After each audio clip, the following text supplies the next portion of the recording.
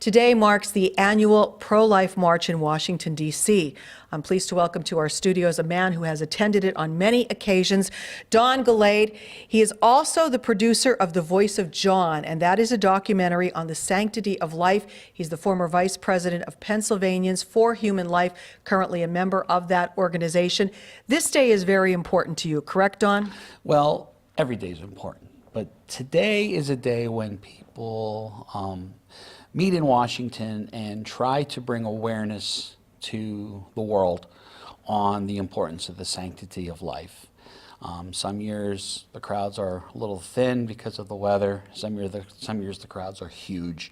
But ultimately the goal is a peaceful, prayerful, vigilant message that we want to send primarily to the members of our government who don't seem to be well educated on pro-life and what it really means. For the years that you've been involved with this, which you said has been basically most of your adult life, how has the climate changed? Are things changing, or do you see things changing or getting worse, better? Well, you know, there are some states that have very, very few, if any, abortion clinics now. I think Kansas was recently touting that they have very few clinics that are operating in that state. I think a lot of the young people are recognizing the importance of the sanctity of life, and it's a refreshing change that we are seeing the numbers in abortions drop. But, you know, it's not about, you know, a finger wagging saying, you know, you're right, I'm wrong. You know, what the message that we really need to get people is it's about education. I have very, very close friends that have passed away from illnesses of drug abuse and from alcoholism, and they've actually had abortions in their past and they never really recovered. So, you know, it's not about, you know, don't do this. It's about if you have had a situation in your past, there's healing, there's places that can help, there's organizations that are specifically designed to help people realize that Christ died for our sins and there's nothing that can't be forgiven.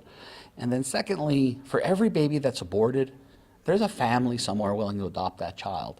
So we could talk about this from a spiritual level, from a financial level, from a legal level, from you know, any different types of argumentative approach. The bottom line is God said murder is wrong. And for every child that his life has been snuffed out, there's somebody that would be willing and able to adopt that child.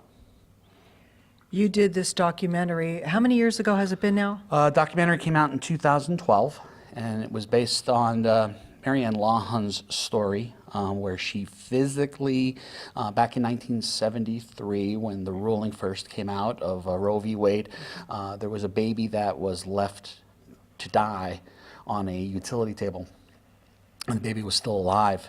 And Marianne said, "Look, this child is alive," and they said, "That's an abortion, leave it go." And she named the child John. She baptized him, and she said that she will tell the world his story, and that's where The Voice of John comes from. And this film is designed basically to be a womb-to-tomb sanctity of life. And once again, it's not about saying who's right and who's wrong.